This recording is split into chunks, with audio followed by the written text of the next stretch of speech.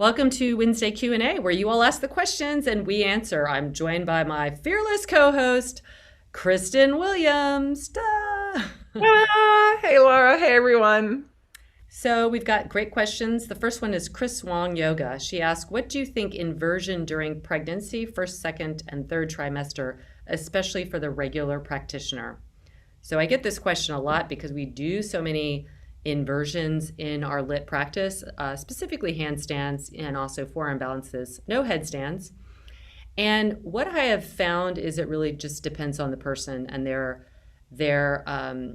comfort level with it. If they have no contraindications from a doctor, like there's no placenta previa, there's no issues with blood pressure or anything like that, I think it's absolutely fine to do in those first and second trimester. As you get into the third trimester, I think again, there are people who practice all the way up till giving birth. I know some of them, they came to the studio. That's where it really becomes a personal choice, how it feels. Because as we know, the inversions do require some good core engagement, and you start to lose that ability. You still can use those abdominals, but you've got this bigger mass, your center of gravity and center of mass is off-centered, so it might feel just really kind of clunky and awkward. But I have seen some yogis, as I said, doing it in that third trimester. I can't speak from experience. I wasn't doing handstands when I was pregnant. I didn't know how to do them. I didn't think I would ever do them. And I taught myself after having my second son or second child. But I think that, again, it's a personal choice. If it's been in your practice and you're comfortable with it, continue it, especially if it makes you feel empowered. We want to feel empowered in our pregnancy. But if you feel like, oh, I love doing handstands, now I'm just not sure, and you feel at all tentative, be okay with that too, because pregnancy is just a temporary time. You will get it back. It'll be like riding a bike. You'll get your core muscles back engaged and then get back on the horse, so to speak. But do you have any other comments about that? No, I think your comment about the center of gravity is key. I mean, your center of gravity, when you have that weight there, it's gonna throw you off. So to me, it becomes a personal choice and a safety issue. Like, I'm always one to weigh the pros and cons. Like, do the pros outweigh the cons? And so could there be a safety issue if you happen to fall, or if you happen to hang a little bit more in your ligaments because you don't have that proprioception with all of the relaxin and the hormones that are, and I'm the same as you. I wasn't a handstander when I was pregnant, but I was a runner, and I look back and I knew better. I knew that I had relaxin. I knew I would be hypermobile, comparatively speaking. And I tried running because I was just so bound and determined. Again, an ego thing, I think, to stay where I was.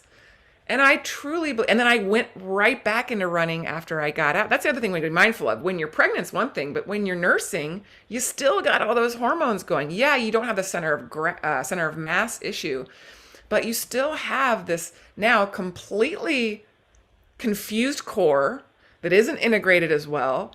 And my goal was I'm going to run a marathon before that baby turns 1. And I really believe that I hurt my back for the rest of my life, where I have to be careful. And running, I'm now a run walker because of my back, because it just feels, once you stretch ligaments, they don't really return to their prior state. You can develop some scar tissue, and you can always rehab around, and you can really, lit changed my core life from where I was, from being a super athletic runner to then starting lit. I am so much stronger in my core than I ever was. But I have back pain. I have back and pelvic pain the first couple days of my period, because that's the same type of thing where those hormones kick in to shed the lining. And I personally believe, whether that's true or not, I believe it's because of what I did while I was pregnant and right after. I just wasn't smart. And like you said, it's a temporary thing. So listen to your body. Be aware of the fact that it's gonna go away, and you're gonna be back to your handstands and your running or whatever it is at some point in time. But think of the long term and weigh the pros and cons and go with your gut.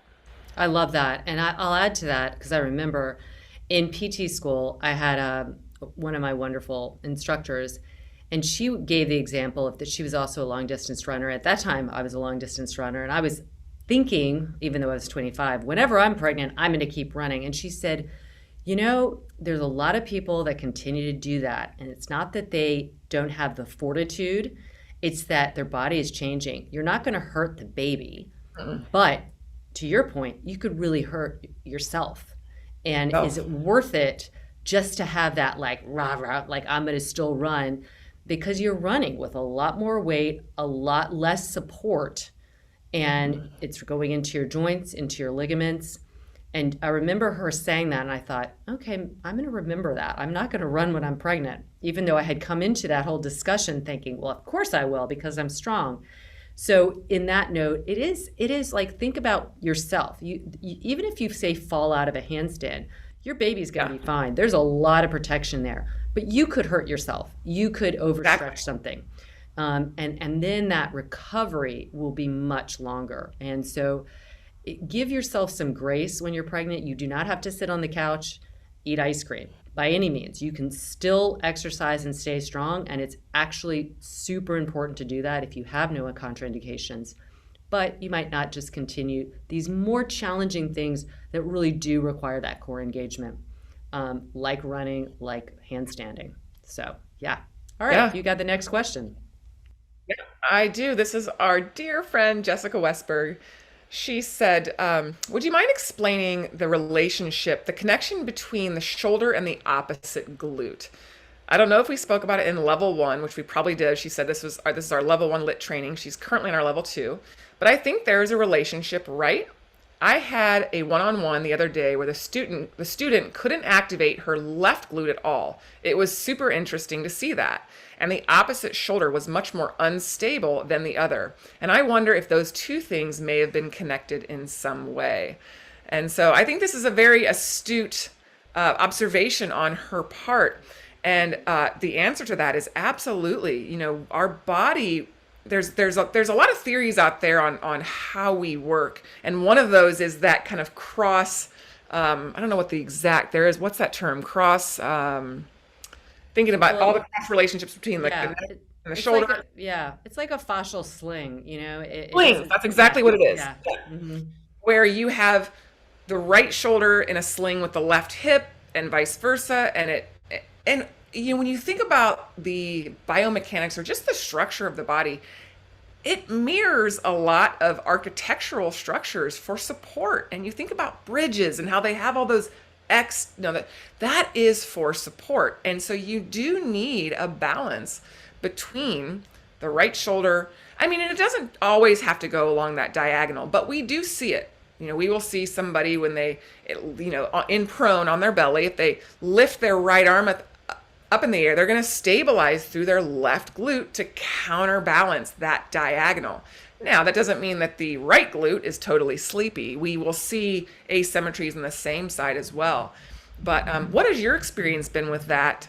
Maybe on the yoga mat as opposed to where I have seen a lot of it on the treatment table. Yeah, absolutely. I mean, I think that, you could have a weakness ipsilaterally, that left glute and left shoulder, but I do see it a lot in in that back sling. I think of it like overalls or something. If you have suspenders, they can go up and over, and there's like some amount of kind of, support, but then you also see the ones that go up and then they cross and back, and those give a different sense of support. So it's not just a loop, but like you said, it is very much like the architecture in nature and in buildings where we need that kind of trusseling. And the thing about fascial lines is what they really are indicative is that the muscles work along that chain. So if you're weak in your left scapular muscles, you're not activating and sending the same signals across to the right glute as you would if those are really strong. Those strong connections are harnessing part of our core, which is our back and our sides, because together it's usually like the lateral rib cage, like our serratus, and on the back, the rotator cuff muscles. and then the lats, and they all kind of intertwine and then go across this very thick thoracodorsal fascia. So it could go along the same line in the in regards to like the latissimus, or it can go along that fascial line, which, like you mentioned, one area is stabilizing, one area is moving. So if they're both not stabilizing well, it doesn't give the whole body that sense of like pulled in support. And so, yeah, I definitely see it. I see it like, say, in quadruped. If you have, when we do like bird dog, some people, if their arm that's reaching out, it doesn't have a lot of strength in the reach and the hold, that destabilizes the spine, the scapula on the spine, all the way down into the pelvis. And so lifting the opposite leg feels a lot less, it just feels a lot less stable. So it shows up in many different ways, and I'm not at all surprised she noticed that. And of course, that's her great investigation and observation skills. So yeah, we want to strengthen, that's why we want to strengthen the whole core cylinder. We talk about front body, back body, side, and all that, but really it's all connected, and it all influences other parts, other muscles, because the muscles, we name them as such, but they're not islands. They have the interaction with the surrounding neighboring muscles, but the neighboring muscles all the way down the line. So in that case, it's the shoulder all the way down to the other pelvis. So yeah, and I think the key too is the balance. It's finding that it's because we talk about strengthening the whole core cylinder and then looking for those imbalances, which is what Jessica saw. She could see, oh wow, that's not balanced, and that's the beauty, I think, of what we're doing in these teacher trainings, is teaching people who love the body how to observe and how to pick up on those little nuances that create balance in the body. We want balance in nature. We want balance in our body. And and the other place, slings. Yes. And the other place I would say I see it on the yoga mat is, say, in a lunge, like a crescent lunge, or even standing in Tadasana and lifting the arms up. You see a lot of these classical trained vinyasa people lift up and really push the rib cage out. And what that is doing is, it is in essence somewhat destabilizing the shoulder and tilting in the pelvis. Anytime you tilt the pelvis and the rib cage goes out, it's much harder to engage that glute. So that brain mapping stays. So every time you lift your arms in a low lunge and a higher lunge, you're destabilizing that area, and you're really relying on just movement of the rib cage. It shortens the back body. And again, what you were just saying about balance, like we want balance where we're not tightening those erectors and the quadratus lumborum. They are having to try and stabilize the thorax and the pelvis. And instead, if we hold in the front ribs and get length in the side body, everything comes in to stabilize the container a lot more efficiently. Which is amazing that the most popular cue is relax the glutes with extension. It's like, what? I know. I mean, cobra, locust, everything where you're lifting up. Why in the world would you cue that? But again, we bury that cue, please. Bury the cue, and if anybody says that, really just ignore them, because it's going to hurt your back. It's just going to hurt your sacrum, your back. And it really just reinforces suboptimal movement. All right, so the next question is Extine Yogaria. She says, I became a better reader after practicing lit. How does the magic happen? I just love that. Well, that's outstanding. Yeah. Why it happens is because we are stimulating our brain in a very complex way. We're not just going through, I was making this comment the other day in teacher training, is it's interesting when people want to just kind of get on the mat and go on autopilot. And if you do that, your brain isn't stimulated. It's like, oh, you're just doing something automatic. Well, I don't have to think. So, okay. Some might say that's interesting, but that's not what we're actually going for. Even in mindfulness or meditation, you're not going for the lack of thinking. You're actually going into the skill of honing your focus so that your brain is really awake and you feel stuff. All the parts of the brain are percolating. And that's what they've shown in meditation, that the brain centers just, they light up differently, and all because you're focusing. So I think it's because we focus so much on alignment, on form, on transitions. You're never going asleep. And that is sparking the neurons, and that is sparking the connections. That's increasing the synaptic complexity where these neurons come together. That carries over into daily life. You feel more awake, you feel more focused, more calm. And to your point, to Christine's point here, you're able to read, because reading is meditation in a sense. You are focusing and you're concentrating. So focus is the ability to kind of hone in, but it might be just like I can hone in for a minute. Concentration is going deeper. It's the depth of the focus. And that's required if you're reading multiple pages. It's holding on to the focus for an extended period of time and not being distracted by external stimuli. And that practice is what we do on the mat. Like, we're moving and we are in it. It is not, things can be happening all around. I always say the practice of yoga is really manifesting when there's a lot of shit happening around you. You could be in a noisy location. There could be kids and puppies and all that, and you are just in it. You are undisturbed by that. So that is that concentration. And that's when our brain is not ping-ponging around like it is so often in life. So it's wonderful to see that you notice that. I think a lot of people notice a lot of things, calmness and strength and increased capacity in all forms. But one is definitely in our cerebral cortex, our ability to sustain our focus and have that concentration. Well, I think, and it's been proven in the science. But both of my two older children have been diagnosed with attention deficit of the inattentive type. So not the hyperactive, but they get inattentive. So reading is very hard for them.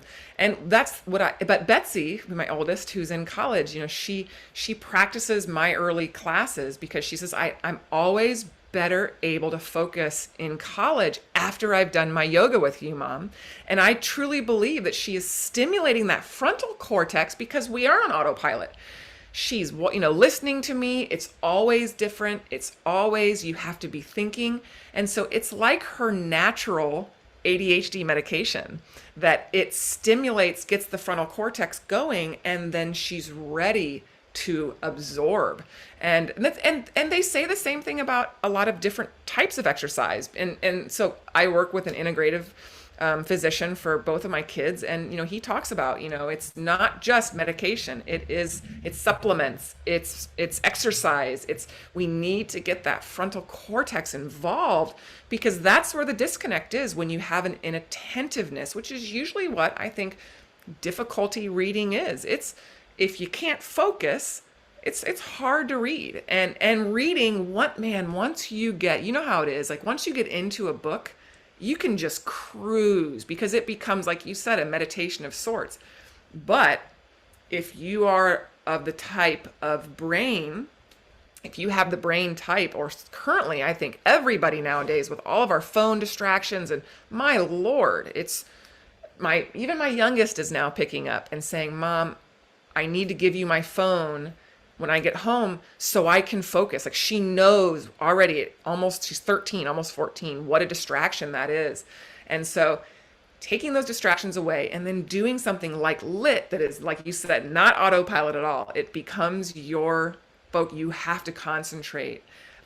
You're lighting up that frontal lobe and really, getting those synapses going. And I think that's so cool that Christine feels that and has noticed that just since she started practicing lit. And that's what lit is. That's like the lit up feeling. Yes, it's a wonderful acronym, but I wouldn't have just picked it if it wasn't purposely describing what we are aiming to feel, which is we want to feel lit up. We want to feel focused. We want to feel charged, and exercise is priming our brain. If for people who are putting it off, you've got to get going. You got to get moving. Do it whatever you can, but the lit method is really so purposeful in that it is doing a variety of different movements we don't do in daily life, and it is novelty where the brain really awakens. right? That's why when we do something different, it has a magical impact on our brain. We feel spark plugs. And so, yes, we can't say Enough good things. we can't say enough good things. So practice lit, people. Oh, this is so many good questions. So last one we'll end with home life 11. Would love more on menopause, like which vitamins you take? So I guess I would be the one to talk about this. Yes. So with menopause, first of all, everyone is different. So I would absolutely recommend finding an integrative doctor like you have for your kids, like I have for myself, because the integrative doctor is looking at all the systems, not just like, oh, what's happening in your uterus and ovaries, but how that impacts, your liver, how it impacts your thyroid, how it impacts. So everyone is going to respond to menopause differently. So for me, menopause has increased my cortisol, which means that even though I don't feel stressed, some of my measurements, my stress is a little bit higher. The cortisol, what happens in the middle of the night it's peaking when it shouldn't be. And so I take some herbs for that. I don't know the name of them off the bat, but they're from my doctor. And so that's one impact for menopause. My thyroid went into a little bit of so I'm taking, herbs for that as well. But I have definitely, I take multivitamin. I do it twice a day. I take a bone, I forgot what it's called, something bone builder. This is all from most of these are from Life Extension, which is a great supplement company, and I'm not at all sponsored by them, although hello, I could be, because I seriously order so much from there, but they're really, really reasonably priced. They are highly recommended. There's no additives. There's none of that junk you can get when you do buy it from kind of over the counter at some of these like local stores. So you do need to make sure of the quality that you're taking. So I take a bone builder and I take 4 of these big pills a day. And that is because after menopause, or during menopause, even perimenopausal, after 32, you're losing bone density. So it just continues to get worse. So I do that. I take vitamin D, I take vitamin B12, and those are all combined with other things like vitamin D and K. There's more and more research. It's not just the vitamin D we're lacking, it's the other elements, vitamins that help the vitamin D be absorbed. So vitamin K is one of those. So you need to take those together. I do know that.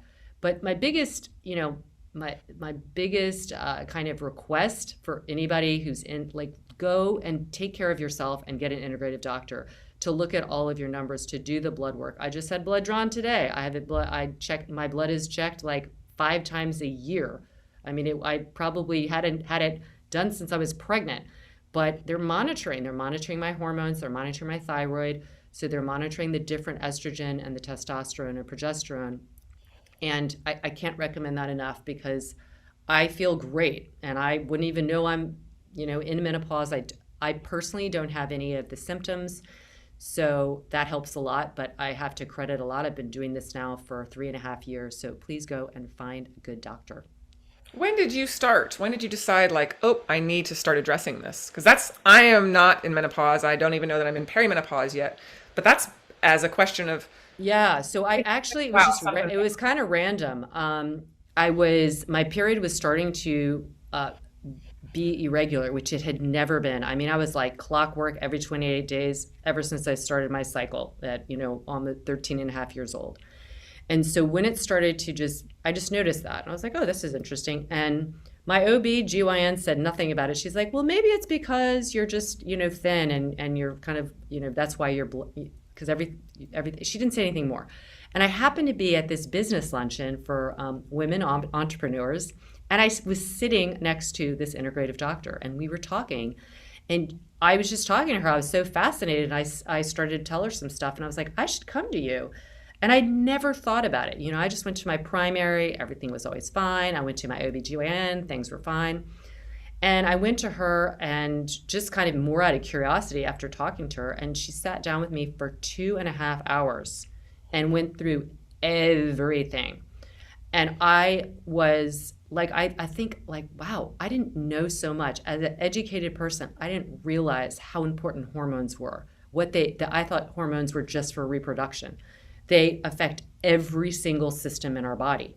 So when she started telling me all that, and we did my blood work, and I mean, it was incredible. So, um, yeah, that was it. It was really kind of dumb luck. I just sat next to her at this luncheon and I was curious and asked questions, and I thought, why wouldn't I do that for myself? Even though I didn't. So this is another plug, is don't wait until you have something wrong with you. Like, that is the problem with our modern medical model. It is based on sickness, not on preventative care. And if we only have one body, we only have one self. Like, take care of yourself. Like, I spend extra money going to her. It's totally worth it. I would, like, there's certain things I don't even think about the money, and it's taking care of myself and eating well. And then I just dress like I've been dressing for since I was a teenager. And that's where I don't spend my money. So prioritize your health, because you know once you don't have it, that's when you really know how fucking important it is. And you don't want to wait until that. No, trust me and trust Kristin. You just have to be in the healthcare system enough to see so many people when they no longer have the help, and everything else becomes so much less important, and everything else becomes so much less like functional, because if you don't have your health, everything else, your work, your family life, your ability to just interact with the world, it is all impacted by not having good health. So preach. Here I am. Oh, yes. Take care of yourself, people. All right, that was wonderful. We'll get back with more questions next week, but you can always write us. Instagram message is a great way to find us, because we really are active on there. My email box is overloaded, so please DM me, lara.hyman or Kristin at kbwilliams99. We are here for you. We love answering your questions, and we hope that we're helping you in any way, in all the ways. Thank you, sister. You're welcome. Love you. I love you, and we are pulling for you.